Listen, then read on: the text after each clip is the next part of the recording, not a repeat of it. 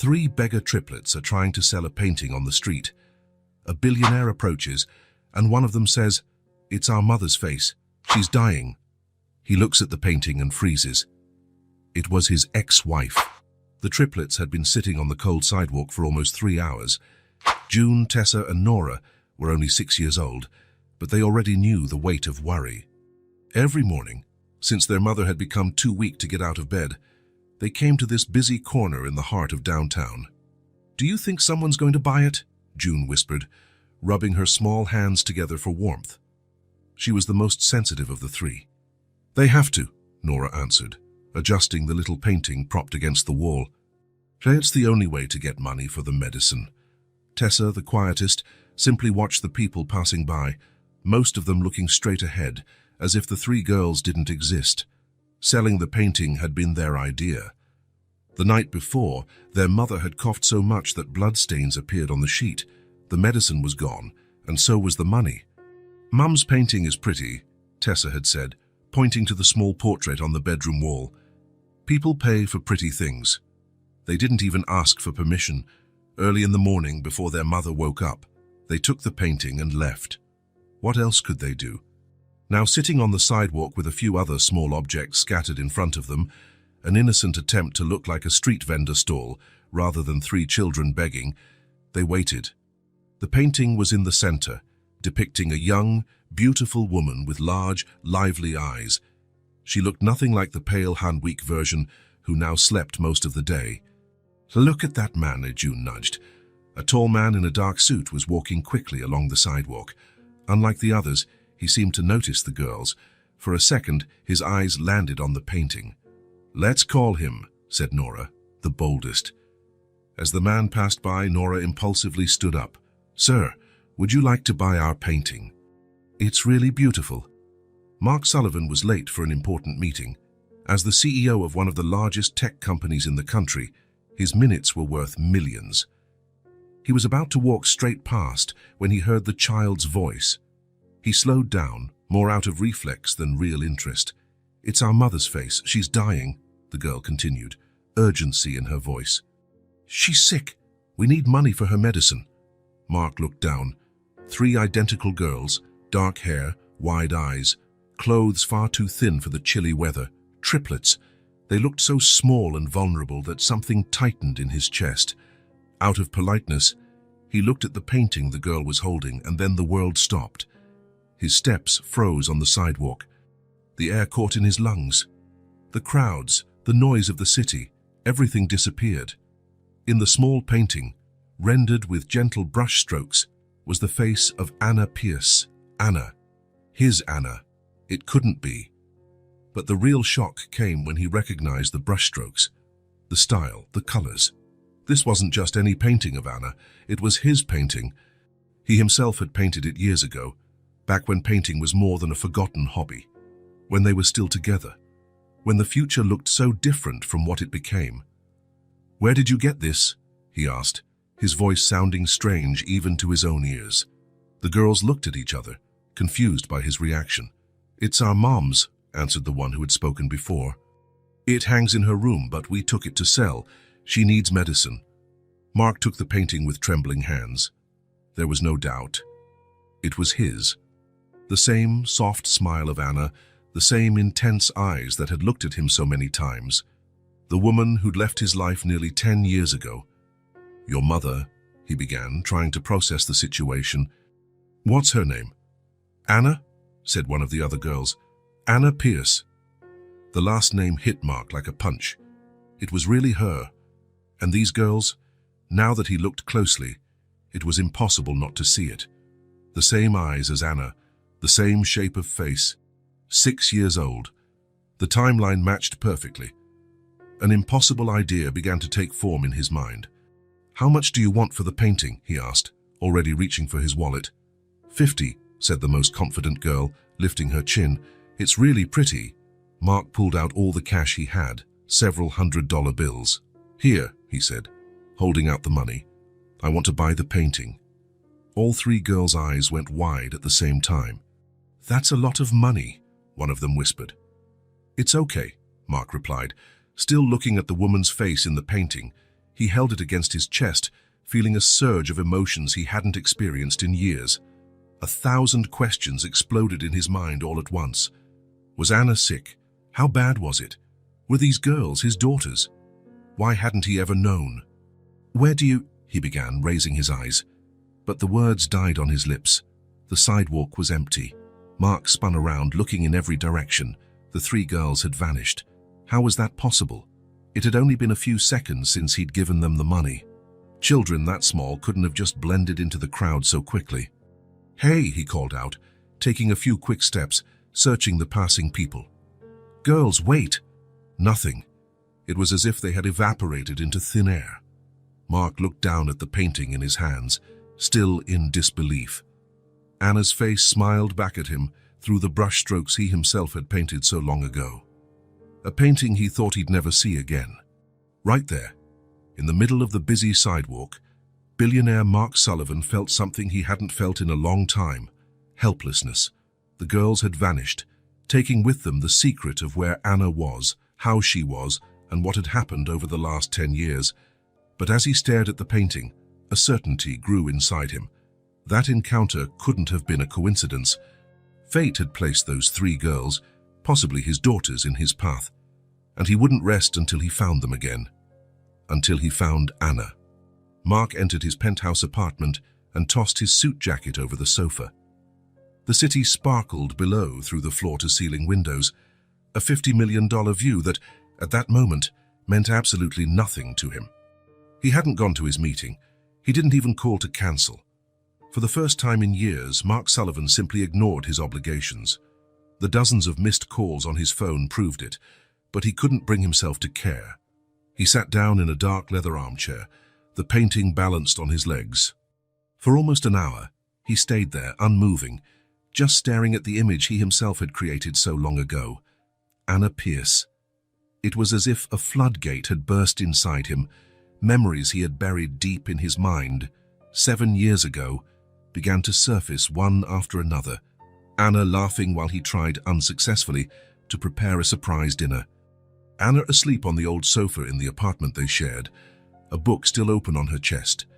Anna whispering, "I love you," for the first time, her eyes filled with that sincerity he never found in anyone else again. Mark suddenly stood up and went to the bar. He poured himself a whiskey and drank it in one gulp. The liquid burned his throat, but it didn't ease the tightness in his chest. He returned to the armchair and picked up the painting. He turned it over, examining the back. It was a bit worn, but he recognized his own signature in the lower right corner, along with the date. 7 years ago, almost exactly. Mark closed his eyes, allowing himself to be carried away by the memories. It had been one of the first paintings he ever did. Back then, he was just an entrepreneur with a promising startup, far from being the billionaire he would become.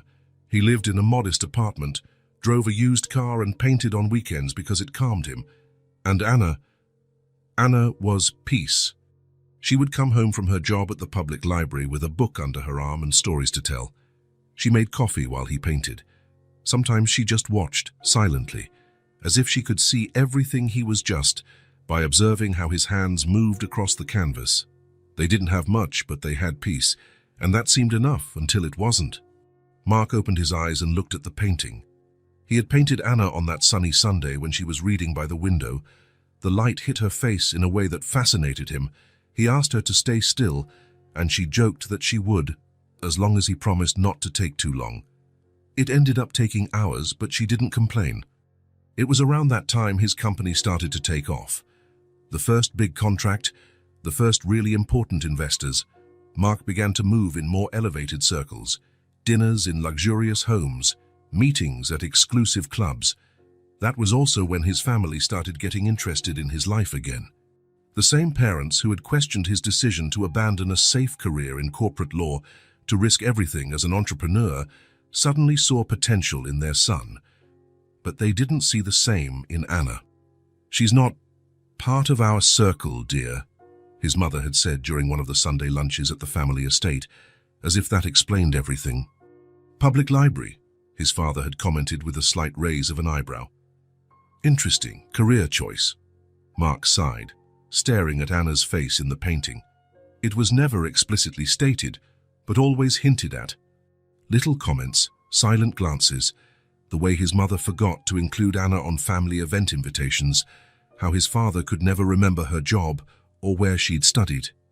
And worst of all, how Mark gradually let it happen.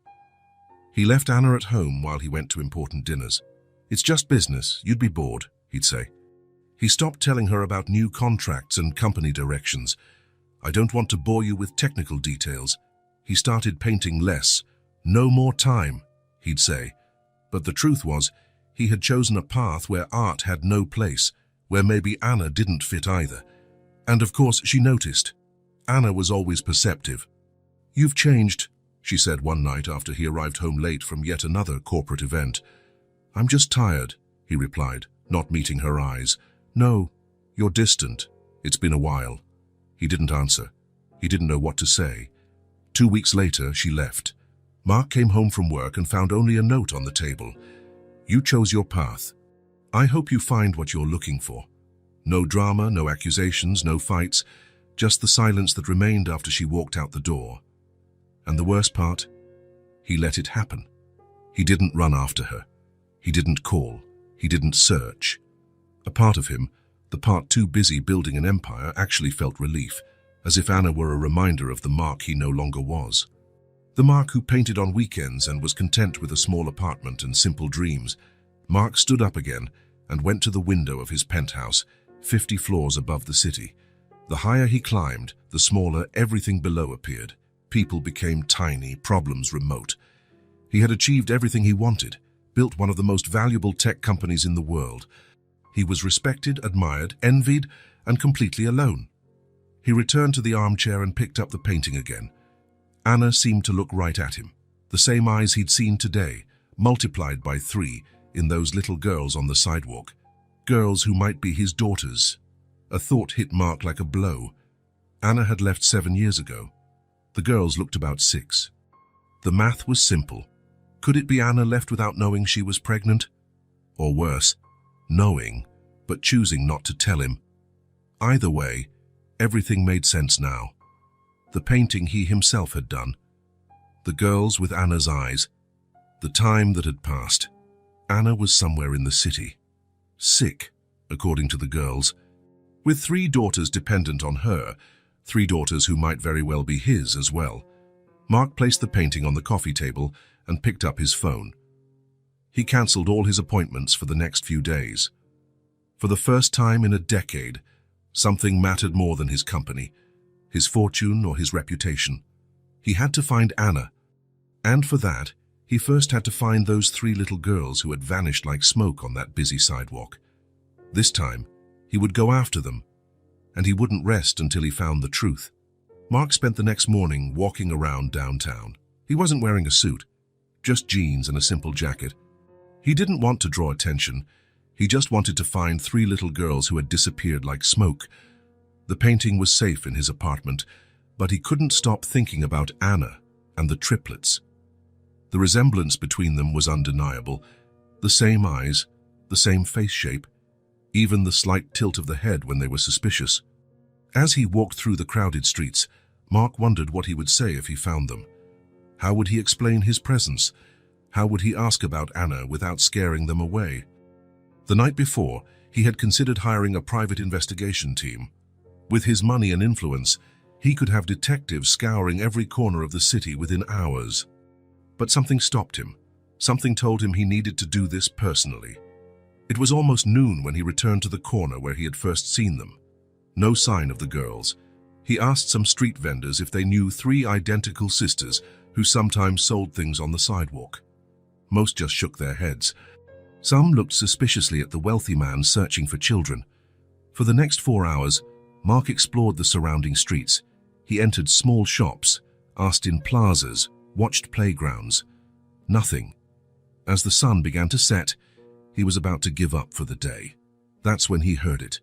Childish laughter coming from a narrow alley between 2 old buildings. Mark stopped. He listened again. It wasn't just one laugh, several would mix together. He cautiously approached the alley and peeked in. There they were. The 3 girls were playing in a small sheltered space between large trash bins, They had built a kind of makeshift house out of cardboard boxes. They were using bottle caps, arranging them in rows as though they were people or animals. Mark watched for a moment, hardly breathing. They looked so small and vulnerable there, yet there was a resilience about them, a strength that children so young shouldn't need to have. He took a step into the alley. A piece of broken glass cracked under his shoe. All three heads snapped up at the same time, eyes wide and alert. "Hi," he said, keeping his distance. "Remember me?" They didn't answer, but they didn't run either. They just watched him with those large, identical eyes. "You sold me a painting yesterday," Mark continued, his voice soft. "A very special painting." "You're the rich guy," one of them finally said. Mark guessed it was Tessa, the middle one, but he wasn't certain. They looked so alike. "Yes, that's me." "Why are you looking for us?" asked another one, probably June Daksha with the gentler tone. Mark paused for a second. The truth seemed the best option. "I knew your mother," he said simply. The three of them exchanged looks. That silent communication only siblings have. One of them, definitely Nora, the most serious, took a step forward. "Why?" she asked, her voice far too steady for a 6-year-old. "Why what?" Mark echoed, confused. "Why did you know our mother?" The question caught him off guard. It wasn't how or when, but why, as though there had to be a reason to know Anna, as if she was someone people like him normally wouldn't meet. "Because she was important to me," he answered honestly. The girls exchanged looks again, still wary, but maybe a little less so than before. "Do you always play here?" Mark asked, trying to keep the conversation going. Nora shrugged. "Sometimes. Do you live nearby?" No response, just those cautious gazes. "Does your mother know you're here?" He tried again. "She's sleeping," June said. "The medicine makes her sleep a lot." Mark nodded, feeling a pang in his chest. "Did you buy the medicine with the money I gave you?" "We gave it to the pharmacy man," Tessa replied.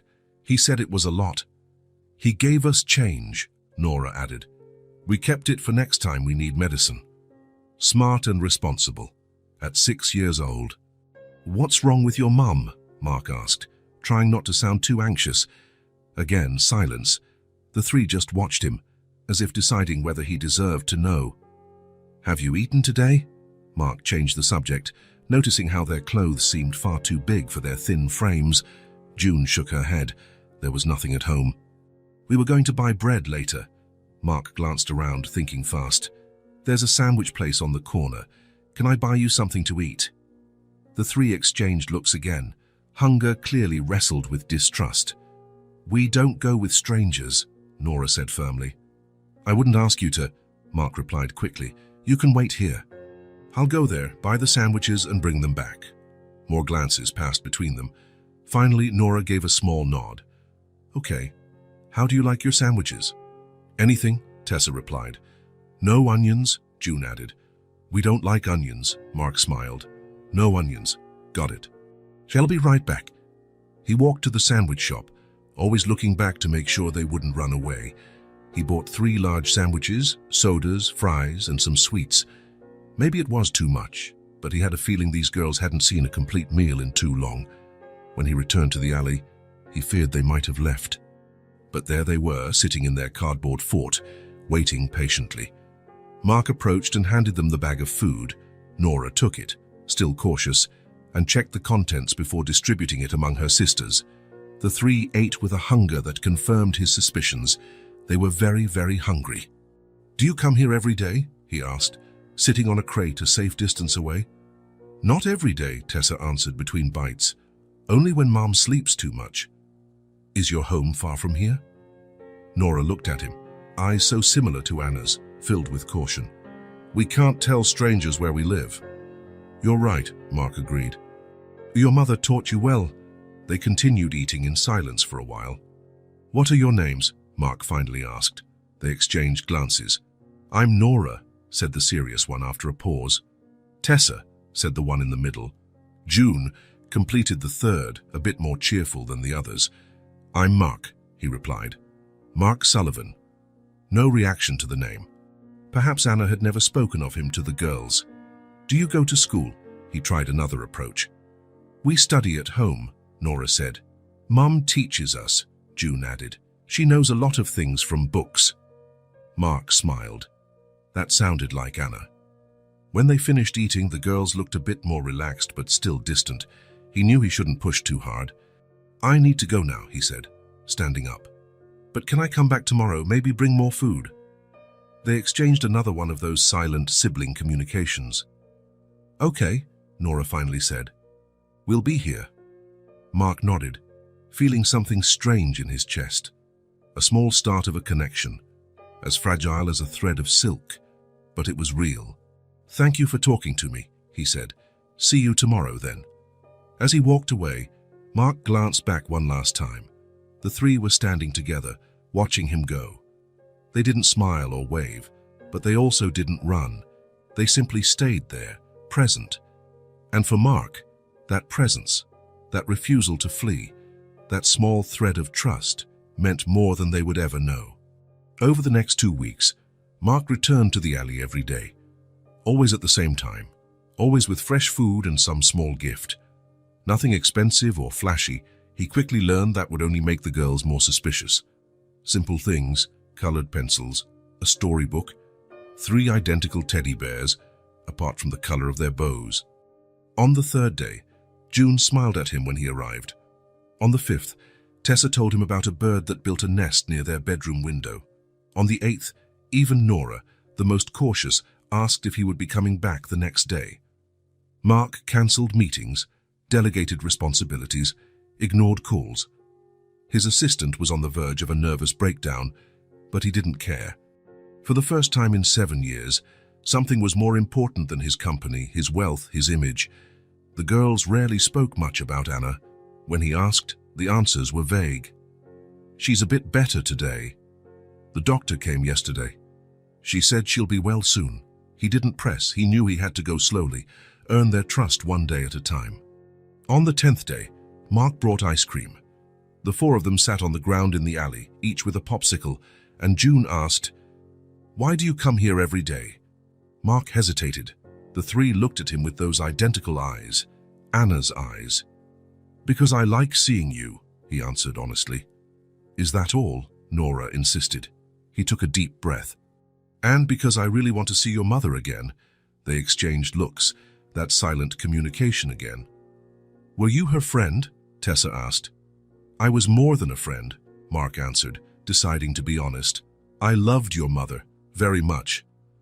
More exchanged looks. "Then why aren't you together?" June asked directly. Mark looked at the popsicle melting in his hand. "Because I made a mistake, a big mistake." "What kind of mistake?" Nora insisted. I didn't take care of her the way I should have. I wasn't by her side when she needed me." The girls stayed silent, absorbing that information. "Mom gets sad sometimes," Tessa said suddenly, "when she thinks we're not watching.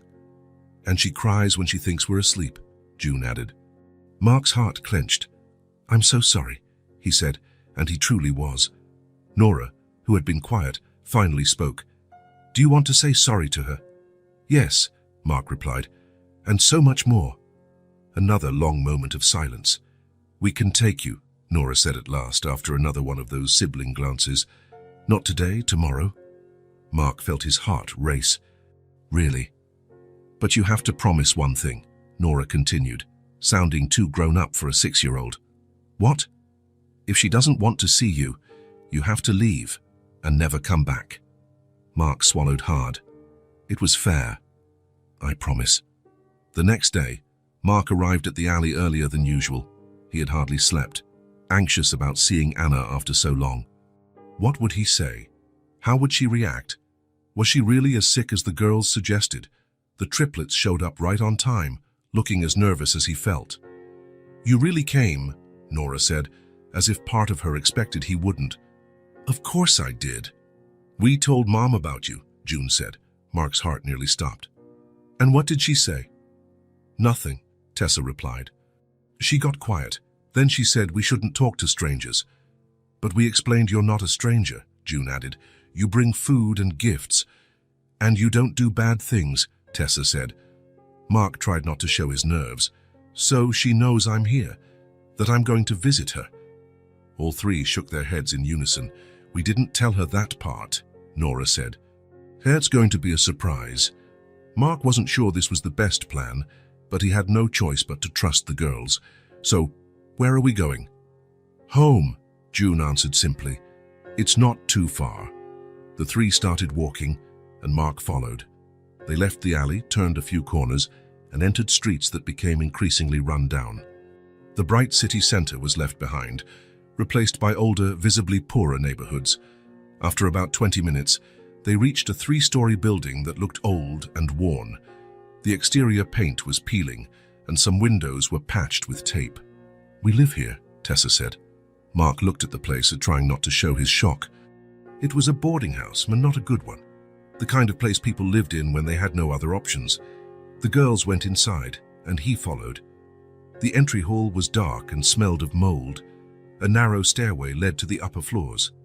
Second floor, June explained, starting to climb. Mark felt his heart pounding harder with each step. After 7 years, he was about to see Anna again. Anna, who might have led a very different life if he had made different choices. Anna, who lived in this sad place with 3 small daughters. Anna, who was sick. On the second floor, the girls stopped in front of a door with the number 207 painted awkwardly. It's here, Nora whispered. Mom should be awake now. June gave 2 soft knocks. Mom, it's us. A weak voice answered from inside, and Mark's heart almost stopped at recognizing it, even after so long. Come in, girls. June turned the doorknob and opened it. The 3 stepped in, but Mark stayed in the hallway, heart hammering against his ribs. We brought you a surprise, he heard Tessa say.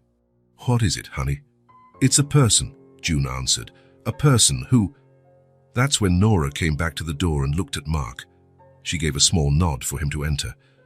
Mark took a deep breath and stepped forward, entering the small apartment. And there she was. Anna was sitting in an old armchair near the window. A book lay open on her lap. She was thinner than he remembered, with dark circles under her eyes and shorter hair. But it was still her. She still had those eyes that seemed to see right through him. For a moment, Anna didn't seem to comprehend what she was seeing. Then her expression changed, surprise, shock, and then a mask of coldness. You. The word came out almost like a sigh. Yes, Mark replied, his voice rougher than he intended.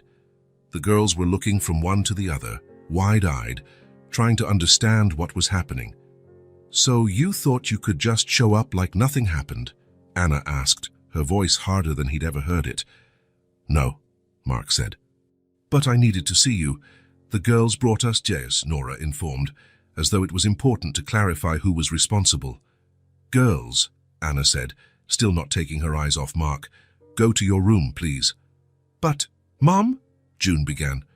Now. The 3 looked at Mark, hesitant. He gave a small nod, and they left, closing the door to the bedroom behind them. The silence that followed was dense, filled with 7 years of absence. What are you doing here? Anna finally asked. I found the girls on the street. They were selling a painting. One I painted. Something changed in her face, a brief flicker of vulnerability, quickly masked again on, so what? You thought that gave you the right to come back. Anna, you left me alone, Mark, she interrupted, her voice low but firm.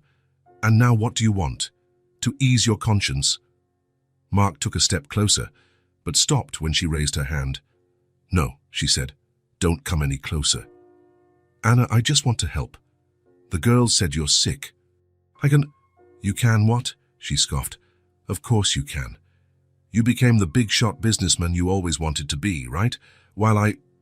She didn't finish the sentence, but she didn't have to. The small, worn apartment said it all. Please, he tried again. Let me help, for the girls' sake. Anna studied him for a long moment. In her eyes, Mark saw anger, hurt, exhaustion, but also something else he couldn't name. Go away, she finally said. Now. Mark felt his heart sink. But he had promised the girls, if Anna didn't want to see him, he'd respect it. All right, he agreed. But if you change your mind. He left the sentence hanging, pulled a card from his pocket, and set it on the small table by the door. My number, anytime. Anna didn't reply. She just sat there, staring at him with the same eyes that had once been his entire world. Mark turned and left. In the hallway, he still heard the door close behind him, but he didn't hear the sound of the lock turning. Anna had closed the door, but she hadn't locked it. Mark spent the night wide awake. In his luxurious apartment, overlooking the entire city, he paced back and forth like a caged animal. He couldn't get the image of Anna out of his head, so thin, so pale, yet still with that gaze that disarmed him completely. And the girls. 3 little ones with their mother's eyes and, he was now almost certain, his stubborn chin. There was no denying it anymore. The triplets were his children, children he never knew he had, children who grew up without him. While the city slept below, Mark made a decision. He wouldn't be pushed away again, he wouldn't back down. No matter how much Anna resisted, he needed to be present now. For the first time since founding his company, Mark called his VP and announced he was taking an indefinite leave of absence. "Is everything all right, Mark?" The worried voice came through the line. "No," he answered honestly, "but it will be." By 8 in the morning, he was back at the rundown boarding house. He had stopped at a cafe on the way, buying coffee, hot chocolate, bread, pastries, and fruit. Enough food for 4 people, but he suspected Anna and the girls hadn't been eating properly for a long time. He stood in front of door 207 and took a deep breath before knocking. After a few seconds, the door opened just enough for Tessa's eye to appear in the gap. "Hi, Tessa," Mark said, trying to smile. "I brought breakfast." She looked at the bags in his hands, hesitant. "My mom doesn't want to see you," she said quietly. Mark nodded. He'd expected that. "That's okay. Just tell her I'm not leaving until she hears me out." Tessa studied him a moment, then closed the door without another word. Mark placed the bags of food on the floor near the door and sat down in the hallway, leaning against the opposite wall. He'd brought a book, but couldn't focus on reading. Every minute felt like an hour. After some time, the door opened again. This time, June peeked out. She looked at Mark sitting on the floor, then at the bags. "Can I get the food?" she asked softly. "Of course," Mark replied. "It's for you." The girl grabbed the bags quickly and shut the door again. Mark stayed put. An hour passed, then 2. He checked emails on his phone, replied to a few urgent messages, but didn't budge. Around 11, the door opened again. All 3 girls emerged, watching him curiously. "You're still here," Nora said, sounding surprised. "I told you I wouldn't leave," Mark answered simply. "Mom said we can go play in the courtyard downstairs," Tessa informed him. "Are you going to stay here the whole time?" "I am." They didn't seem to know how to react. In their experience, adults rarely kept their promises. "Why do you want to see Mom so bad?" June asked. Mark thought for a moment. How to explain something so complex to 6-year-olds? "Because I made a mistake a long time ago and I want to fix it." "What kind of mistake?" Nora persisted. "I left your mom alone when I shouldn't have." They exchanged another look. That silent connection. "We'll be back later," Nora said finally, and the 3 headed down the stairs. Mark remained there, seated in the dimly lit hallway. Around lunchtime, he heard movement inside the apartment. Someone, likely Anna, moving around. He wanted to knock, to try again, but he resisted. Patience was key now. By about 2 in the afternoon, the girls returned. They looked like they'd been playing hard. Their hair was messy and their clothes were smudged with dirt. "You're still here?" Nora asked, lifting an eyebrow in a way that reminded him so much of Anna it almost hurt. "Still here," Mark confirmed. "We're hungry," June stated outright. Mark smiled and stood up for the first time in hours. His back ached from sitting on the hard floor. "I can get you something. What do you want to eat?" They exchanged glances again. "Pizza," Tessa finally said, and the other 2 nodded enthusiastically. "Pizza it is," Mark agreed. "But for 4, your mom needs to eat too." The girls didn't object. Mark made a quick call, and 20 minutes later, a confused delivery person arrived at the rundown boarding house with 3 large pizzas. Mark paid and handed the boxes to the girls. Nora took them while June opened the apartment door. Before entering, Tessa turned back. "Thanks," she said timidly. "You're welcome," Mark replied. "After you eat, Please tell your mum I'm still here, that I won't leave until I talk to her." Tessa nodded and shut the door. Mark returned to his spot in the hallway. Afternoon turned into evening. The hallway grew even darker, lit only by a weak bulb at the far end. Other tenants passed by occasionally, eyeing the well-dressed man sitting on the floor. Around 7 at night, an older gentleman who lived at the end of the corridor stopped beside him. "You've been here all day," he commented. "Yes," Mark replied. "Woman troubles, huh?" The man chuckled quietly. "It always is," Mark smiled faintly. "Something like that. Good luck, son. Sometimes we gotta be stubborn." And he went on his way.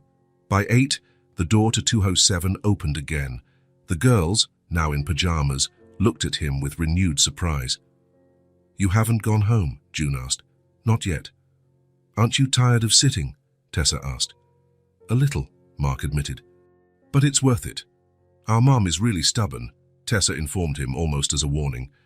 "I know," Mark smiled. "She always was." They watched him for a few more seconds. Then Nora spoke. "We're going to bed now." "Good night, then," Mark said. "Dream of good things." They went in and closed the door, but not before casting curious glances at the man who refused to give up. Mark remained there. 9 o'clock, 10, 11. The hallway was completely silent now. Most of the residents had settled in. His back hurt, his legs were numb, but he didn't move. Just after midnight, the door next to 207 opened and a young woman stepped out. She looked at Mark curiously. "Are you a friend of Anna's?" she asked in a low voice. "Yes," Mark replied, not wanting to go into detail. "Do you know her well?" "We're neighbors," the woman shrugged. "She keeps to herself, but her kids are adorable. It's a shame she's so sick." "Do you know what she has?" Mark tried, attempting not to sound too anxious. "Not exactly. She never talks about it, but I've seen the medicines she takes. They're strong and expensive." Mark nodded. "Does she have any help, family, friends?" The woman shook her head. "Just the girls. They act like little nurses, more responsible than children should ever have to be." It twisted Mark's heart. 6-year-olds shouldn't have that burden. "Thank you," he said, and the woman continued on her way. The night wore on. Mark checked the time. 1:15 a.m. He was exhausted, but he refused to sleep, not when he was so close. Then he heard the first sound. A dull thud from inside apartment 207. Mark straightened up, edge alert. Another sound, something falling. Then a scream. "Mommy!" He jumped to his feet, heart pounding. He banged on the door. "Anna? Girls, is everything okay?" No answer, just the sound of movement inside. Mark knocked again, harder. "Anna!" Suddenly, the door flew open. Tessa stood there, eyes wide with fear, tears streaming down her face. "He's still here," she shouted over her shoulder. "Mommy fell." Mark didn't hesitate. He stepped into the dimly lit apartment and saw Anna on the floor near the bathroom door. June and Nora were kneeling beside her, trying to wake her up. "Mom," June called, trembling. "Wake up, Mum." Mark knelt beside Anna. Her face was even paler than before, a thin layer of sweat on her forehead. He pressed 2 fingers to her neck to check her pulse. "She's breathing," he told the girls, trying to sound calm. "But we need to get her to the hospital." Without hesitation, Mark scooped Anna up into his arms. She was frighteningly light, as if she weighed nothing at all. He could feel her bones through the thin nightgown, and his heart constricted further.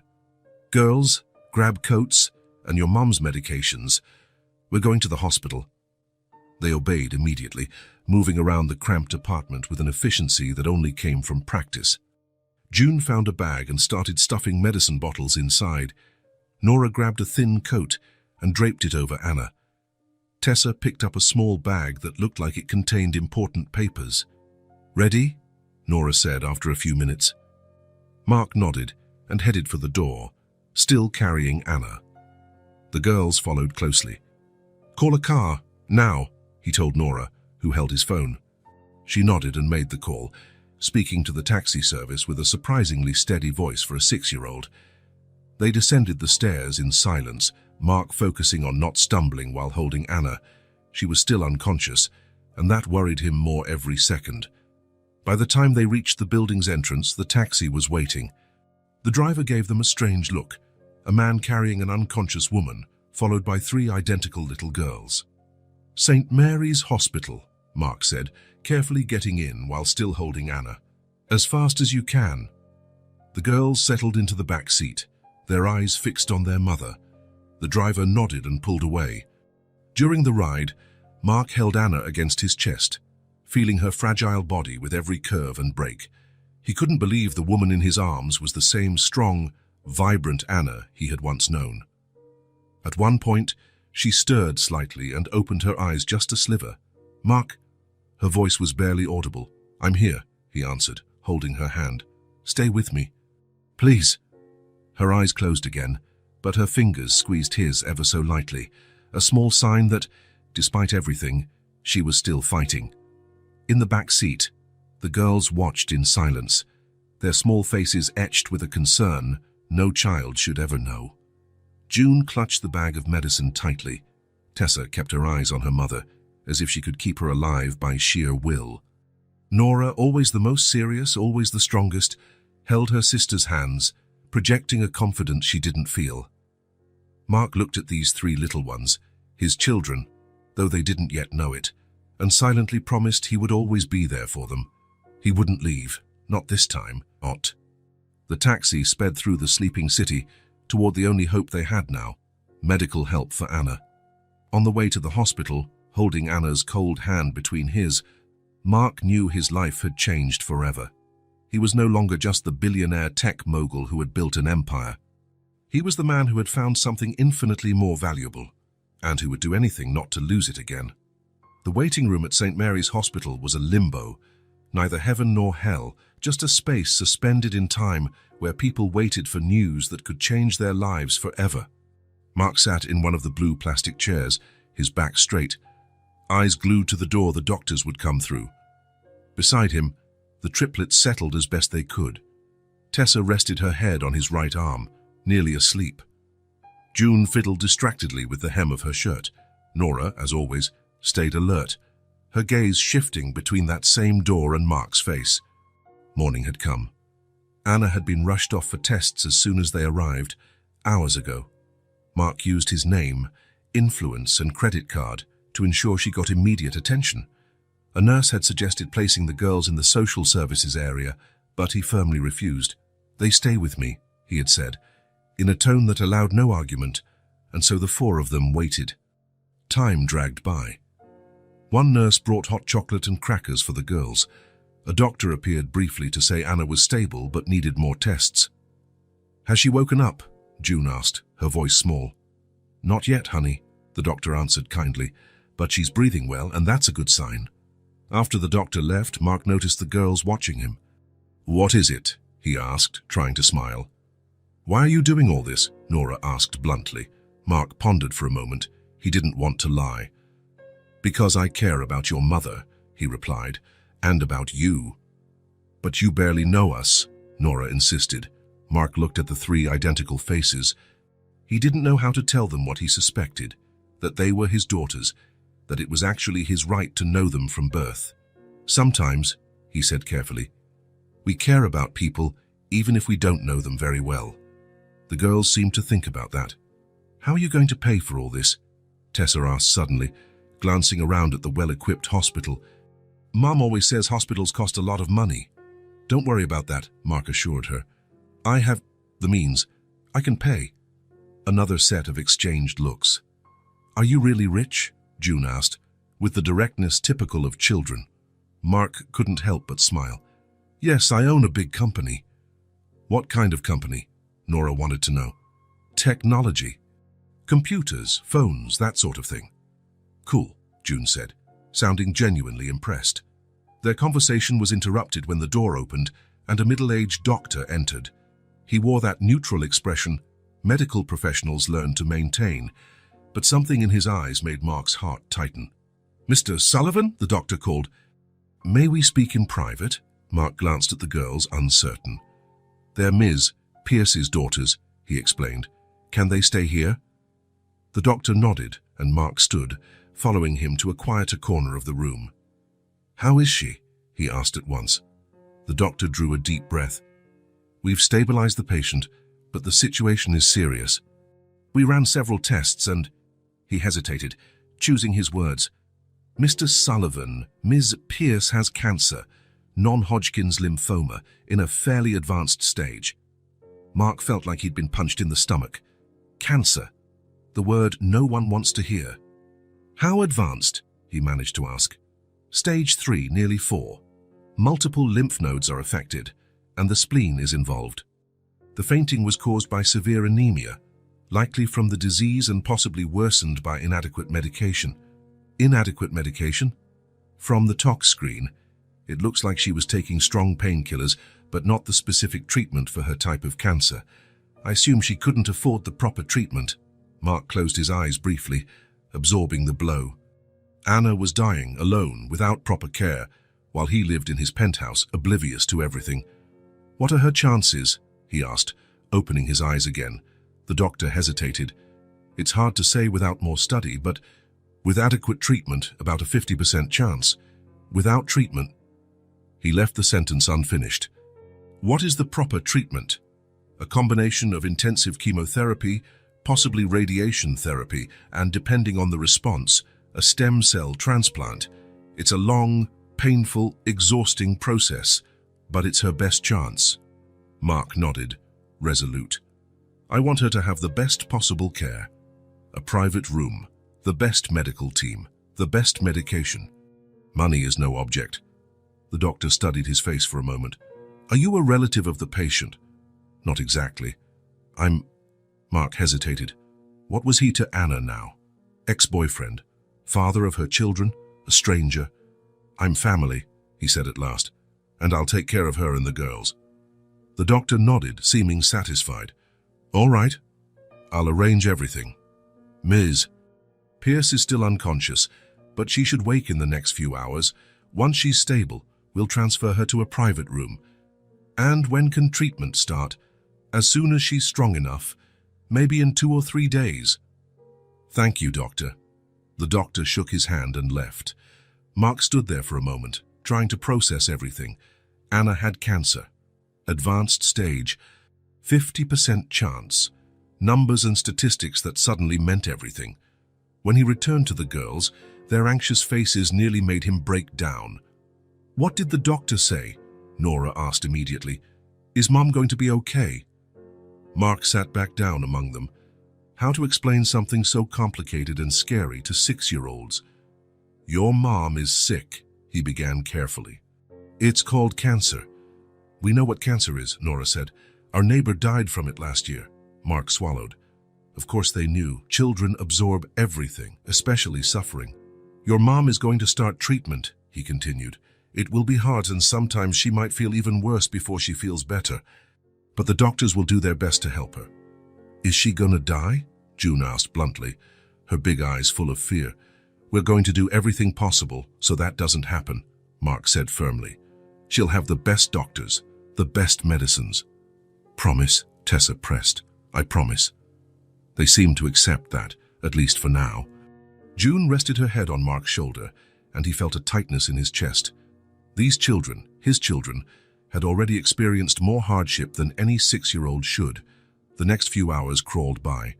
A nurse brought more snacks. Another came to say Anna had been transferred to a private room but was still asleep. Mark and the girls were taken there. The room was spacious and well-equipped. Anna lay in the bed, so pale she almost blended with the white sheets. Tubes and monitors were attached to her, beeping softly. The girls rushed to the bed, looking at their mother with worried faces. "Will she wake up soon?" June asked the nurse. "Yes, honey. She's just very tired right now." Night fell and Anna still hadn't fully regained consciousness. Sometimes she opened her eyes briefly, only to drift back into sleep, whether from the medication or sheer exhaustion. The girls finally succumbed to fatigue. Mark improvised beds from the reclining chairs in the room, covering them with blankets a nurse brought. June and Tessa fell asleep quickly, but Nora resisted, determined to keep watch over her mother. "You need to sleep too," Mark said gently. "I'm not sleepy," she insisted, though a yawn betrayed her. Mark smiled faintly. "Your mom Won't be alone, I promise. Nora studied him with Anna's eyes, eyes that Mark now realized were the same shape as his. Are you going to vanish when she gets worse? She asked quietly, her voice intense. The question pierced Mark like a knife. This 6-year-old girl, his daughter, had learned to expect the worst from people, to expect that when things got really hard, everyone would leave. No, he answered firmly, looking straight into her eyes. I'm staying. Nora held his gaze for a long moment, as if trying to see the truth behind his words. Then she slowly nodded. Okay, she said simply, closing her eyes. Mark remained there, seated between Anna's bed, where she fought a terrible illness, and the chairs where his daughters slept. Daughters who still didn't know they were his. Daughters who had already learned not to trust adults' promises. I'm staying, he repeated softly, more to himself than anyone else. A promise, a vow. This time, he wouldn't walk away. This one is good, the realtor said, opening the door to yet another apartment. 3 bedrooms, fully equipped kitchen, secure building. And the best part, it's just 4 blocks from the hospital. Mark looked around. It was simple compared to his penthouse, but it was spacious and clean. Natural light poured through the large windows, illuminating the somewhat worn wood floors. What do you think? He asked the girls. They explored curiously. June opened and closed all the kitchen cabinets. Tessa checked the bedrooms. Nora peered out the window, evaluating the view. There's a bathtub, Tessa reported, returning to the living room. Mom always wanted a bathtub. Mark nodded, feeling the weight of those simple words. How many basic things had Anna wished for and couldn't have? You like it? He pressed. They looked at each other. That silent communication again. It's nice, June said at last. But isn't it really expensive? Mark almost smiled at a 6-year-old worrying about money. Don't worry about that, he assured her. We can stay here while your mom's in the hospital. More glances passed between them. Are we going to live with you? Nora asked bluntly. Without Mom? Just until she gets better, Mark replied. You can't stay on your own, and I promised I'd take care of you. It was a temporary arrangement they'd discussed with the doctors and a social worker. Anna would remain hospitalized for at least a few weeks to start chemotherapy. The girls needed a guardian, and Mark had volunteered immediately. The social worker wanted to place you with a foster family, he explained, but I thought it would be better if you stayed with me. That way, you can visit your mum every day. The girls seemed to consider his words. What about our stuff? Tessa asked. We can go back to the boarding house today, Mark said. Bring anything you want. After a few seconds, Nora nodded, apparently making the decision for all 3. Okay, Mark turned to the realtor. We'll take it. I can sign the lease right now. 2 hours later, Mark had the keys in hand and a 6-month lease.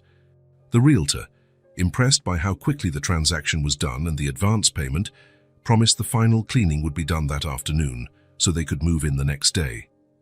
Mark took the girls back to the hospital to visit Anna. She was awake but weak, dark circles under her eyes.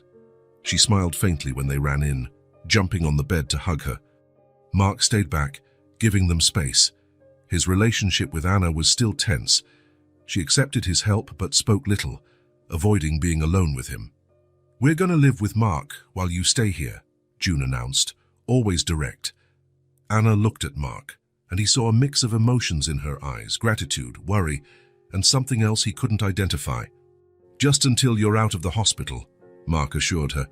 It's an apartment near here. The girls can visit you every day. Anna closed her eyes for a moment and nodded.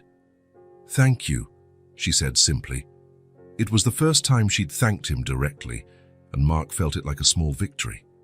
The next day, they moved in. Mark hired a small crew to pick up the girls' belongings from the boarding house. There wasn't much, it all fit in a few boxes. Clothes, books, a few toys, and the few things of Anna's the girls insisted on bringing. Some books, a photo frame with a picture of the 4 of them, and the old comforter that still carried her scent. The first night was strange. The girls shared one of the bedrooms, insisting on sleeping together in the same bed, even though there were 3 beds available. Mark slept in another room, leaving the 3rd empty. the room that would be Anna's when she returned. The next morning presented the first challenge: breakfast. "How'd you like your milk?" he asked, standing in front of the brand new fridge, which was still mostly empty. "Mom makes coffee with milk for us," Tessa explained. "Coffee with milk? Aren't you a bit young for coffee?" Mark asked, surprised. "It's more milk than coffee," Nora clarified. "Just a little bit of coffee." Mark tried. He made the coffee too strong, then the milk too cold. The girls eyed the mugs with politely disappointed expressions. "It's different," June said diplomatically. Mark smiled. "I'll get better, I promise." The next challenge arose when he tried to brush June's hair, which was particularly tangled from the night. "Ouch," she complained when he pulled too hard. "Sorry," he said, clearly unsure how to proceed. "I've never brushed a kid's hair before." "You have to start at the ends," Tessa explained patiently, as if instructing a slow student, "and use detangling cream." "Cream? What cream?" "We didn't bring any," Nora said. "We ran out a while ago." Mark looked at the 3 heads of dark, tangled hair. "I guess we need to go shopping." The trip to the mall was eye-opening. The girls needed everything: new clothes, the ones they had were worn or too small, proper shoes, school supplies, Mark was already researching nearby schools, and specific hygiene products. Mark had never noticed how many different types of children's shampoo there were, or how many dress styles a 6-year-old might want to try on. Nora, ever practical, chose simple, durable clothing. Tessa liked colorful things with floral prints. June wanted anything that sparkled or had sequins. 3 identical sisters, 3 completely different personalities. "Do we really have to take all of this?" Mark asked, eyeing the overloaded cart. "No," Nora answered immediately, starting to put some items back on the shelves. Mark felt a pang in his chest. These children were used to hearing no, used to putting things back, used to wanting less, needing less. "Hey," he said gently, "I was joking. We can take whatever you want." June looked at him suspiciously. "Really? Really?" Even so, he noticed they continued to choose carefully, checking prices, opting for sale items. They had learned to live with little. In the following days, a routine settled in. Breakfast? Mark was getting better at making coffee with milk. A morning visit to Anna at the hospital, lunch at home, afternoon activities, drawing, reading, sometimes a movie, another visit to the hospital, dinner, bath, another challenge. He always got the water too hot or too cold, and bedtime. Mark learned how to do simple braids, to distinguish cries of pain from cries of frustration, and to know when a fight between sisters was serious or would blow over in 5 minutes. He learned Nora sometimes needed alone time. Tessa loved being read to, and June had nightmares almost every night. And the girls, and slowly, learned to trust him, not all at once, but in small incremental moments. Like when Tessa asked if she could tape her drawings to the fridge, or when June let him check under the bed for monsters, or when Nora, for the first time, grabbed his hand as they crossed the street, without him offering it first. Visiting Anna was the highlight of their day. The chemotherapy had started, and she was getting weaker by the day, losing weight, losing her hair. But she fought to appear strong in front of her daughters. "Is she getting better?" Mark asked the doctor during one visit, while the girls were distracted with Anna. The doctor hesitated. "It's too early to say. The treatment is aggressive, and she's very debilitated. The next few weeks are critical." At night, after the girls fell asleep, Mark would sit in the living room and work on his laptop, managing his company remotely, delegating as much as possible, joining only the most crucial decisions. For the first time in years, work wasn't his priority. 2 weeks after the move, on an ordinary night, Mark was in the kitchen preparing dinner when he heard the girls talking in the living room. "Do you think Mom will get better?" Tessa's voice, low and worried. "Of course she will," June responded, though without her usual conviction. "The nurse said all her hair might fall out," Tessa went on. "She'll be sad." "Hair grows back," said Nora, always the voice of reason. "What matters is she gets well." Mark served the mac and cheese, one of the few dishes he could cook decently, and called them to dinner. They came running, apparently leaving the difficult conversation behind. During dinner, they chatted about simple things, the movie they'd watched earlier, the book Mark was reading to them at bedtime, the next day's hospital visit. Just as they were finishing, June suddenly asked, "If she dies, who are we going to stay with?" Silence fell heavily over the table. Mark felt his heart seize. All three watched him with those big eyes, waiting for an answer that could soothe their deepest fear. "Me," he answered without hesitation. They didn't reply. They just stared at him, processing that. But they also didn't say no. They didn't reject the idea, and for Mark that was enough at that moment. A few days later, while preparing lunch, his cooking skills were slowly improving, Tessa came into the kitchen for a glass of water. She stood, watching him chop carrots, looking thoughtful. "Sometimes Mom pretended she was okay," she said suddenly. "But we knew when she hadn't eaten dinner." Mark paused, turning to the girl. Tessa didn't meet his gaze. Her eyes were on the carrots on the cutting board. "What do you mean?" he asked softly. Tessa shrugged. She'd say she ate earlier, or that she wasn't hungry, but we knew. At that moment, June entered. "Knew what?" she asked, grabbing a raw carrot to munch on. "That Mom wouldn't eat so we could have food," Tessa replied. June nodded, as if it were a common fact of life. "She said love was enough," she added, chewing, "but when the roof leaked, it was hard to believe." Mark felt a knot in his throat. He looked at these two small girls, so familiar with sacrifice, lack, hardship. "The roof leaked?" he asked, struggling to keep his voice steady. "In our bedroom," Tessa explained. "There was a hole. We put buckets in, but sometimes it was too late. Mom asked the landlord many times to fix it," June chimed in, "but he never did." Mark nodded, unable to respond. The girls went on chatting about other problems from the old apartment. A faucet that sometimes didn't work, a stove with only one working burner, a shower that gave electric shocks. He listened silently, absorbing every detail of the difficult life Anna and the girls had led while he lived in luxury, oblivious.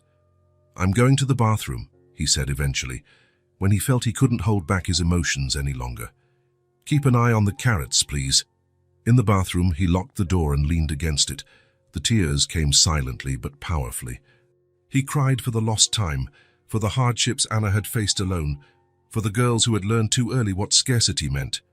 He cried for the father he hadn't been, for the man who had abandoned the woman he loved in the name of comfort and social acceptance. Sitting on the bathroom floor, back against the door, Mark Sullivan, the billionaire CEO of one of the biggest tech companies in the country, finally understood what truly mattered, and he silently vowed again to do everything differently from now on, for Anna, for the girls, and for the man he was finally learning to be. A month had passed since Anna began treatment. A month of highs and lows, of fragile hopes and deep fears.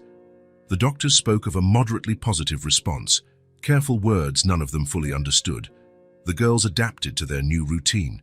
They attended a nearby school and, after initial reluctance, started making friends. The social worker visited regularly, always leaving satisfied with the environment Mark was providing. One particular morning, the house was unusually quiet. The girls had gone to school, and Mark was working on his laptop at the kitchen table when the phone rang. "Mr. Sullivan, this is Nurse Teresa from St. Mary's Hospital." Mark's heart sped up. Calls from the hospital rarely brought good news. "Miss Pierce is asking for you," the nurse said. She urgently wants to talk." "I'm on my way," Mark said, already closing his laptop. The whole drive to the hospital, his mind raced through possibilities. Had Anna's condition worsened? Did she decide she didn't want his help anymore? Or was she reconsidering arrangements for the girls? When he reached her room, he found Anna sitting up in bed, paler and thinner than ever. The chemotherapy had taken most of her hair, now covered by a colorful scarf that June had picked out. But her eyes, those eyes Mark knew so well, were alert, determined. "Hey," he said from the doorway. "The nurse said you wanted to see me." Anna nodded slightly. "Have a seat," she said, indicating the chair beside the bed. Mark did as she asked, watching her carefully. Something was different today. A decision made, a wall finally starting to come down. "Are the girls okay?" she asked. "They're fine. They're at school right now. Nora won a math prize yesterday. Tessa takes art class twice a week. June joined the choir. Anna smiled faintly, and even exhausted, her face lit up at the mention of her daughters. They've never had so many opportunities before. Mark just nodded. He'd learned a lot in recent weeks about the difficult life Anna and the girls had led. Frequent moves as rent prices climbed. Various odd jobs Anna took besides her library work. Occasional help from neighbors when she was too ill to work. A life of constant struggle. While he built his empire. The silence stretched between them, not uncomfortable but laden with meaning. There was so much to say, so many lost years, so many explanations owed. At last, Anna spoke, her voice weak but firm. "They're your daughters." Mark felt the impact of those words, even though he already knew in his heart they were true. He closed his eyes, letting the confirmation wash over him. "I always suspected," he said quietly. "But I didn't want to force you to say it." Anna watched him, searching his face. "Why didn't you ask outright?" Mark took a deep breath. "I guess I was afraid of the answer, afraid you'd deny it, or worse, confirm it. Then I'd have to face the reality of what I'd abandoned." Anna looked away, gazing out the window for a moment. Outside, the world went on, people coming and going, oblivious to the drama unfolding in that hospital room. "I found out I was pregnant 3 weeks after you, after we—" She hesitated, searching for the right words. "After I let you walk away," Mark finished, unwilling to soften his own actions. Anna nodded. "I thought about telling you. I even went to your office once." Mark looked stunned. "I never knew that. I didn't get past reception." She gave a small, sad smile. "Your secretary looked me over and said you were in a meeting with important investors. Asked if I had an appointment." Mark closed his eyes again, imagining the scene. Anna, young and pregnant, gathering the courage to see him, only to be dismissed. "I'm so sorry," he said, knowing the words weren't enough. "That day, I decided I'd raise them alone," Anna continued. "I thought it would be better. You'd made your choice, and it wasn't a life with me." "I was an idiot," Mark muttered, his voice thick with regret. Anna extended her hand, surprising him by taking his, a gesture that hadn't happened since they reunited. "I never asked you for anything," she said, tears brimming in her eyes. "No support, no acknowledgement, no help. I just didn't want them growing up thinking they weren't worth anything." Mark felt a lump in his throat. "How did you do it? How did you raise 3 daughters alone, on a librarian's salary?" "One day at a time," she replied simply, taking any extra job that came along, counting coins, learning to live with less. He recalled the girl's words. "Mum pretended she was okay, but we knew when she hadn't eaten." "You went hungry so they could eat," he murmured, not a question. Anna shrugged, as if it were the most natural thing. Any mother would do the same. Mark tightened his grip on her hand. "But no mother should have to—" Silence fell again, but it was no longer tense, rather a moment of mutual understanding, of truths finally spoken. "Now they have everything," Mark said, "and so do you, if you want." Anna gave a small smile. "They're happy with you. I never thought I'd say that, but it's true. When we come home from visits, they don't stop talking about what you did, what you said, how you do braids differently than me." Mark chuckled. "I'm still learning the whole braiding thing." "You seem to be doing well," Anna replied. Then, more seriously, "They need a father, Mark, especially now." Mark felt the weight of those words. Was Anna implying she might not be around much longer? "You're going to be fine," he insisted. "The doctors are optimistic." Anna didn't answer directly. She just looked at their joined hands. "I want to make it official," Mark said suddenly. "I want to acknowledge my paternity legally." Anna raised her eyes, surprised. "Are you sure?" "That's a big step. I've never been more sure of anything." The following days were intense. Mark hired the best attorney in the city to handle the paternity paperwork. Soon, he was officially recognized as Nora, Tessa, and June's father. They hadn't told the girls yet. Anna wanted to wait for the right moment when she was a bit stronger. Mark respected her decision, though he was anxious for his daughters to know the truth. 2 weeks later, Mark accompanied Anna for another chemotherapy session. The girls were at school, and the two of them were alone in the treatment room. Anna was hooked up to the equipment, the clear liquid of the medication dripping slowly through the tube into her veins. She looked even more fragile on treatment days, as though all her energy was being drained along with the cancer cells. "Why are you here?" she asked suddenly, breaking the long silence. Mark, checking emails on his phone, looked up, surprised by the question. "What do you mean?"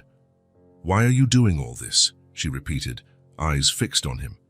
"Taking care of the girls, paying for my treatment, sitting here through hours of chemo." Mark put his phone away, thinking carefully. "Because I care about you," he finally said, "and now I care about the girls too. They brought you back into my life." It was a simple answer, but genuine. In recent months, Mark had rediscovered what really mattered. Not the million-dollar contracts, the business headlines, the penthouse or the luxury cars. What mattered were those moments when June hugged him goodnight, when Tessa proudly showed off a new drawing, when Nora, always the most reserved, finally smiled at him. And yes, these moments with Anna, even in the hospital, even during difficult treatments. Anna turned her face toward the window, but not before Mark saw the tears she was trying to hold back. Without speaking, he reached out and took her hand. Anna didn't pull away, only squeezed his fingers lightly, as if she needed an anchor to steady herself in a storm of emotions, and they stayed that way in silence. No grand promises, no dramatic declarations, no plans for a future neither could predict. Just presence. The presence Mark had denied Anna 7 years ago, the presence he now offered, demanding nothing in return. "The girls want to cut their hair," Anna said after a long pause, her voice steadier. Mark smiled. "I know. They told me. They want it just like Mom's." "What do you think?"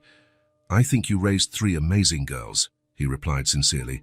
"They're brave, supportive, strong like their mother."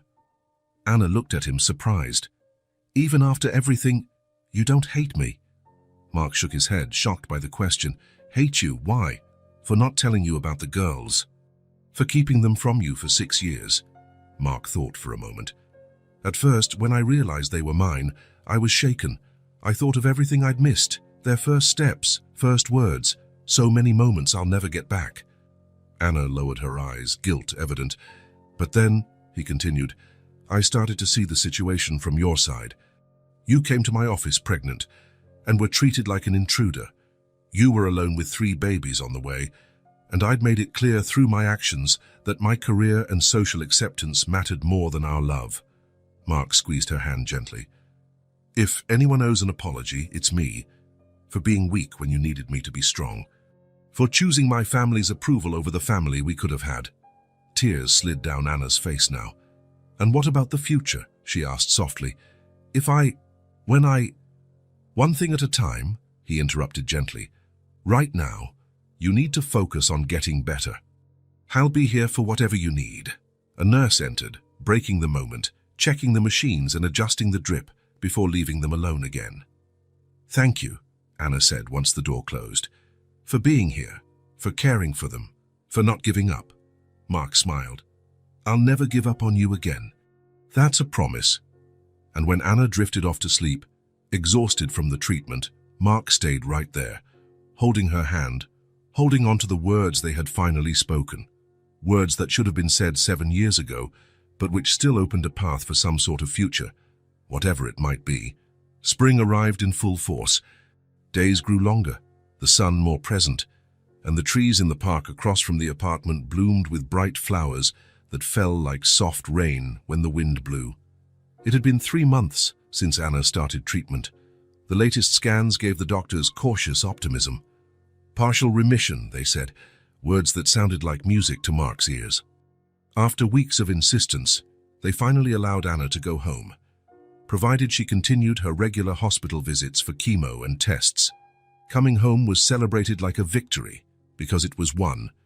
Mark had converted the 3rd bedroom into a cozy space for her, an adjustable bed, soft armchairs, shelves filled with books, a large window that let in the morning sun. The girls had decorated the walls with drawings and "Welcome Home Mom" signs. In the first few days, Anna remained hesitant, still too weak to do much besides rest and enjoy her daughter's enthusiastic visits between their classes. Mark worked mostly from home, using a corner of the living room as his makeshift office, staying close in case she needed anything. Gradually, like a flower blooming after a harsh winter, Anna began to regain her strength. First, she managed to walk around the apartment unaided. Then she ventured into the kitchen to make some tea. Small victories everyone celebrated. One sunny Saturday morning, 2 weeks after returning home, Anna appeared in the living room wearing sweatpants and a light sweater, her colorful scarf carefully arranged over her head. "I want to go out," she announced, surprising everyone. "Just a quick walk in the park." The girls squealed with delight. Mark, concerned, asked, "Are you sure?" "Isn't it too soon?" Anna smiled.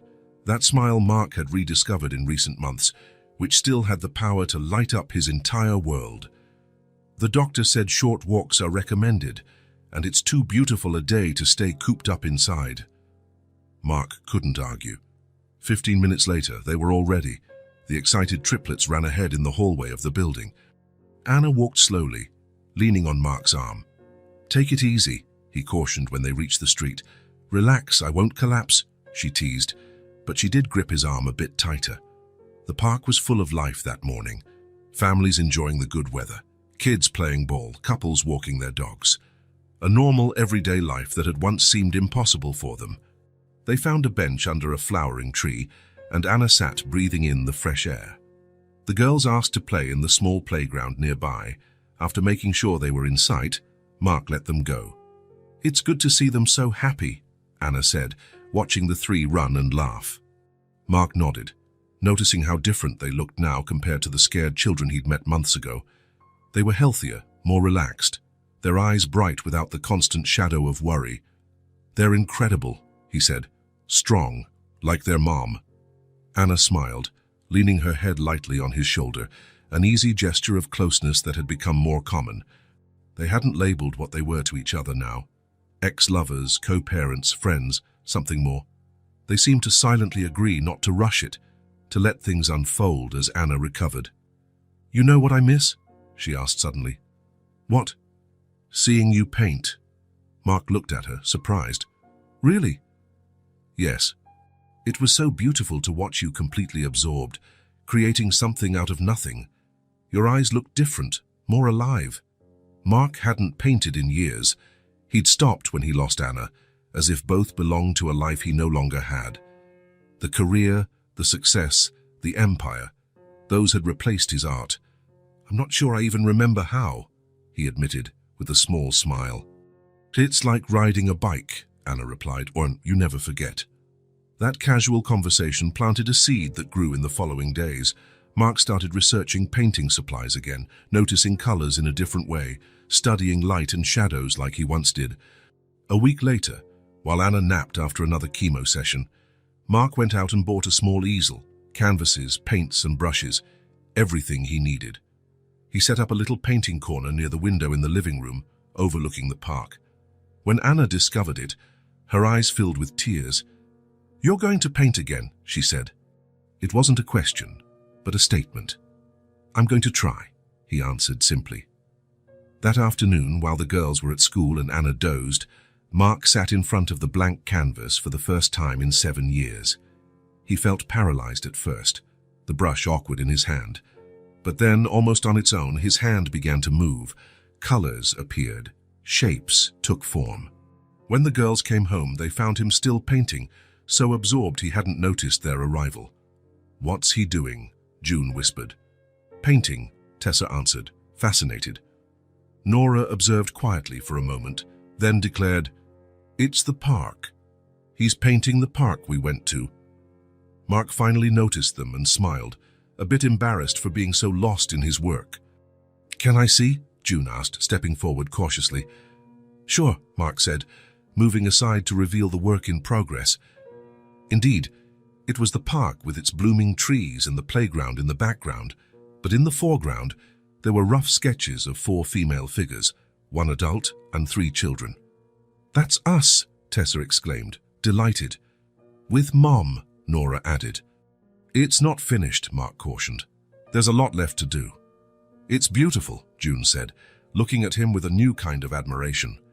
In the days that followed, a different kind of routine developed. Mark worked remotely in the mornings, cared for Anna and the girls in the afternoons, and painted at night after everyone had gone to bed. The painting of the park progressed, and new ones emerged. Little studies, sketches, color experiments. Anna slowly regained her strength. Walks in the park became more frequent. Sometimes, she even managed to help prepare dinner, though she tired easily. Her hair began to grow back, fine dark strands that the girls touched reverently, as if they were magic. Life wasn't perfect. There were bad days, when chemo side effects were overwhelming, when exhaustion consumed Anna, when fear of the future loomed like a dark cloud. But there were also moments of pure, simple happiness none of them had known before. Like the afternoon Mark returned from a meeting at the office, one of the rare times he had to go in person, and found Anna and the girls around the kitchen table, surrounded by paper and crayons. "What are you doing?" he asked, setting his briefcase on the counter. "Drawing," June replied without looking up. "There's a school art contest," Anna explained with a smile. "The theme is my family." Mark felt warmth spread through his chest at that word, family. He quietly joined them at the table, watching their work. June was drawing everyone in superhero costumes, complete with colorful capes. Tessa's piece showed a detailed picnic scene in the park, impressive for a 6-year-old. Nora's, ever pragmatic, was simpler but powerful, 5 figures holding hands in front of a house. "5?" Mark asked, counting. Nora pointed to each figure. "Me, June, Tessa, Mom." Then, after a short hesitation, "And you?" Mark felt a lump in his throat. It was the first time the girls had openly shown that they considered him part of the family. That night, after the girls went to bed, Mark found Nora's drawing on the table. Examining it more closely, he noticed something he hadn't before. In the lower corner, in uneven childish letters, she had written, "Our family." Carefully, as though handling something incredibly precious, Mark took the drawing to his makeshift office and removed the photo from an old corporate frame. Nora's drawing fit perfectly in place, replacing the image of smiling executives. The next morning, when Anna saw the drawing framed on the living room wall, she paused, staring at it for a long time. Mark watched her from the hallway, quietly. He saw her gently trace the glass with her finger, outlining the 5 figures holding hands. He also saw her discreetly wipe away a tear. Summer arrived, bringing hot days and even more chances to be outdoors. The doctor had reduced Anna's chemotherapy sessions, still monitoring her closely. "You're responding well," he'd said at the last appointment, "but we have to be patient. Recoveries like yours take time." One particularly pleasant afternoon, Anna suggested they have a snack on the apartment balcony. It was a small space, but the sun hit it directly at that time of day. Mark arranged cushions on a lounge chair so she could be comfortable, and the girls brought sandwiches and juice they had prepared together. Anna sat down, and all 3 girls immediately tried to squeeze onto the chair with her. "Hey, careful," Mark laughed. "Don't squash your mum." "It's okay," Anna said, opening her arms. "Come on, my little ones." Somehow they all managed to fit, June and Tessa on one side, Nora on the other, each partly in Anna's lap, and she embraced them like a mother hen with her chicks. Mark took out his phone and snapped a photo, wanting to capture the moment forever. "You should paint this," Anna suggested, glancing at him over the girls' heads. "Maybe I will," he replied with a smile. The afternoon was calm. They ate, chatted, and laughed at the stories June invented about the passing clouds. At one point, Tessa and June slipped off to play with a few toys they'd brought. Nora, though, remained cuddled next to her mother, unusually quiet. "What is it, sweetheart?" Anna asked, running a hand over her hair. Nora shrugged. "Nothing. Something's bothering you," Anna prompted gently. "You can tell me." The girl hesitated, glancing quickly at Mark before looking down at her own lap. "What if you get sick again?" she finally asked in a barely audible voice. Anna pulled her closer. "I'm getting better, honey. The doctors are taking good care of me." "But what if it gets worse?" Nora insisted. "Last time you said you were better, then you couldn't even get out of bed." Mark's heart squeezed. This child, so young, already understood life's fragility. How promises can fail when things get really bad. "Hey," he said softly, scooting closer so he was eye level with Nora. "Your mum really is getting better this time. She has the best doctors, the best meds. Promise she won't—" Nora couldn't finish, tears welling up. "I can't promise nothing bad will happen," Mark replied honestly, "but I can promise that no matter what happens, you three will never be alone, never." Nora studied him with those serious eyes so like his own. "You'll stay with us forever?" she asked. "Yes," he said without hesitation. "Forever." She seemed to consider it for a moment, then reached out and took Mark's hand. "Okay, Daddy." The world seemed to freeze. Daddy. She'd called him Daddy for the first time.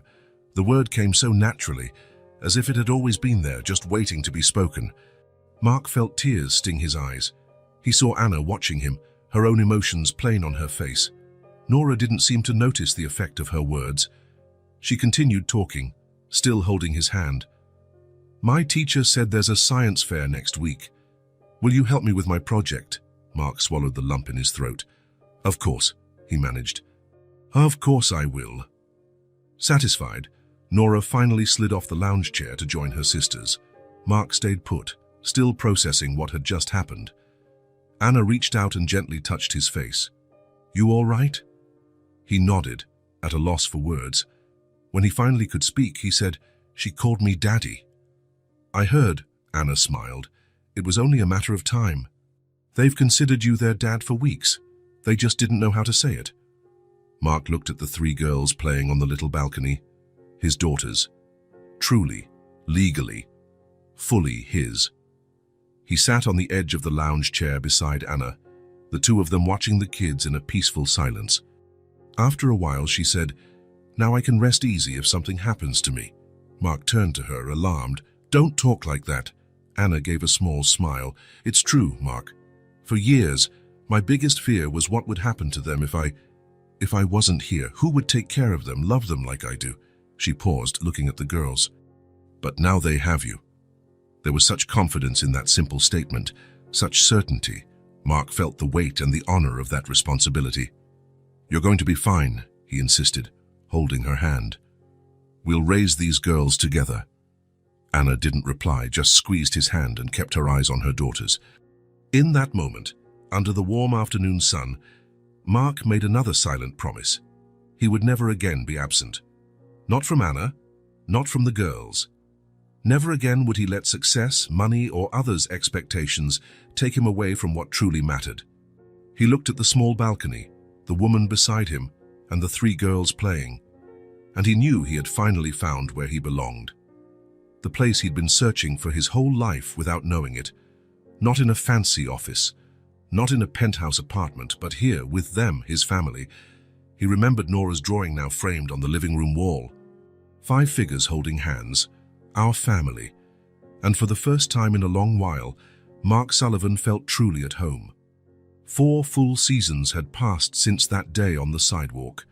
A whole year of transformation, healing, and rebuilding. Fall had returned, painting the trees gold and red. The air was cooler, and the windows of the apartment were left slightly open, letting in a breeze scented with the season's first rains.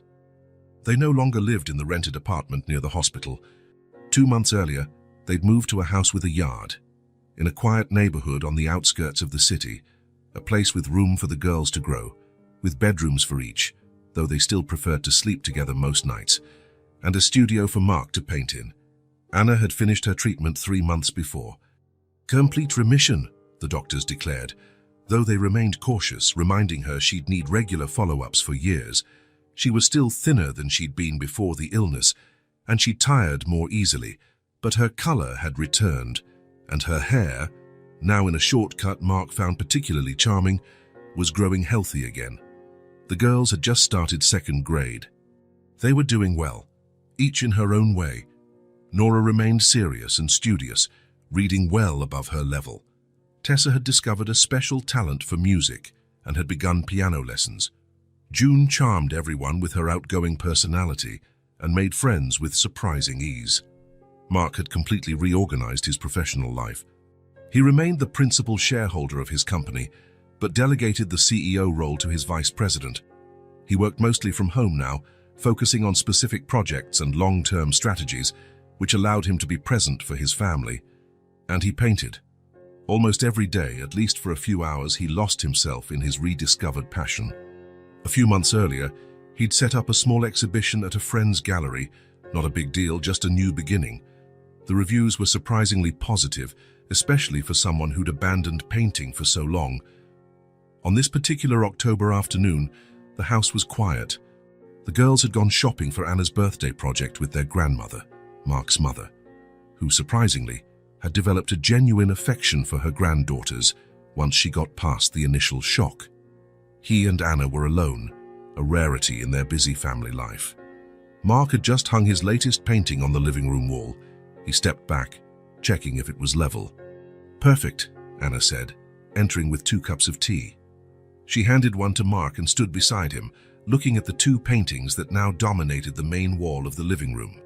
Side by side, the paintings told a story, a complete journey. The first hue, the old one Mark had painted at the very beginning, showed a young Anna sitting by the window of their old apartment. Sunlight fell softly on her face, illuminating the faint smile on her lips as she read. It was the same painting the girls had sold on the sidewalk, a painting Mark had painstakingly cleaned and restored, preserving every original brushstroke. The second, new and just finished, showed Anna and the girls in the yard of their new home. The 4 of them sat on the grass, surrounded by flowers, sharing laughter in a warm, intimate circle. Anna, her hair short now, had that same luminous expression as in the first painting, but with something extra, a depth, a strength forged by suffering and overcoming. Mark had worked on it for months, starting it in the old apartment and finishing it just the previous week. Every stroke had been placed with intent, love and reverence for the journey they'd all taken. "It's strange seeing them together like that," Anna said with a small sigh, "like 2 different lives." "They are, in a way," Mark agreed, sipping his tea, "but also parts of the same story." Anna reached out and touched the frame of the first painting. "I remember that day," she said with a nostalgic smile. "You asked me to stay still for just 5 minutes, and we ended up spending the whole afternoon there. I pretended to complain, but I actually loved watching you paint." "You were stunning that day," Mark replied. "Actually, you always were." Anna laughed softly. "Oh yes, especially in the mornings after an all-nighter studying, with huge dark circles and crazy bedhead." "Especially then," Mark insisted, and the affection in his voice warmed Anna's heart. They sat on the sofa, still gazing at the 2 paintings, their tea slowly cooling. "Back then," Anna said after a while, "if someone had told me we'd be here today like this, I'd never have believed it." Mark nodded. He wouldn't have believed it either. In those years of frantic ambition, if someone had said his greatest accomplishment would be this simple life with Anna and the girls, he would have laughed. "The girls are so happy here," Anna went on. "I've never seen them like this, so carefree the way children should be. They deserve it and more." Anna turned to him, her eyes searching his. "You came back," she said simply, echoing words she'd spoken before over the past year. But they always carried new meaning. Mark held her gaze. "Because I should have stayed." It was a truth they'd revisited many times during her recovery, his choices, what might have been, the responsibilities he had abandoned. "Sometimes I wonder," Anna hesitated, looking again at the paintings. "Did you really love me, Mark?" The question hung between them, delicate yet deeply important. It wasn't accusatory, just a genuine doubt from someone who'd lived with uncertainty for a long time. Mark set his cup on the coffee table and took Anna's hands in his. "I never stopped loving you," he said, his voice quiet but firm. "I was just too slow to realize what that meant." Anna studied him for a moment, taking in his words. "What did it mean then?" Mark thought carefully. He wanted to give her the whole truth, not easy phrases. "It meant choosing you, even when it was hard. It meant putting our family above everything else. It meant having the courage to tell my parents, my colleagues, the whole world that you were what mattered, not what they thought." He paused, feeling the weight of past mistakes. I didn't have that courage before. I took the easy path, where everyone applauded me, but I was completely empty inside. Anna squeezed his hands lightly. What about now? Now, he smiled. Now I know that real success isn't having your name in business magazines. It's Nora calling me Daddy for the first time. It's Tessa running to show me a new drawing. It's June snuggling up to me when she's scared. He looked into Anna's eyes. It's being here with you, after everything, and still seeing that same look I painted so long ago. Anna's eyes brimmed with tears. For a long moment, they just looked at each other, hands clasped, unspoken words passing between them. Over the past year, they had rebuilt their relationship step by step. First as co-parents, united for the girls' sake, then as friends, rediscovering each other's company. And slowly, very slowly, something deeper began to blossom. They still hadn't defined what they were now. They were learning to trust, to forgive, to begin again. But in recent months, their touches had become more frequent, their gazes longer, their late-night talks, after the girls were in bed, more intimate. Anna leaned in, softly pressing her lips to his. A simple, almost tentative kiss, but full of promise. When she pulled back, her eyes shone with something special. Are we really doing this again? She asked. Mark smiled. We're doing something new, he said, something better. The sound of laughter and running footsteps in the hallway interrupted the moment. The door opened, and the three girls burst in, carrying colorful bags, followed by Mark's mother, who looked a bit tired but was smiling. Daddy, Mommy, don't look at what we bought, June shouted, dashing off to hide the bags. It's a secret, Tessa added, running after her sister. Nora, more practical as always, turned to Grandma. Can we start now? Mark's mother, who insisted the girls call her Grandma Margaret, even before any official status for Mark and Anna, nodded wearily. Let's head to the kitchen, then. But you have to help me with this mess, she said, flashing a smile at Mark and Anna on the sofa and winking. We're making an early birthday cake. The girls' idea.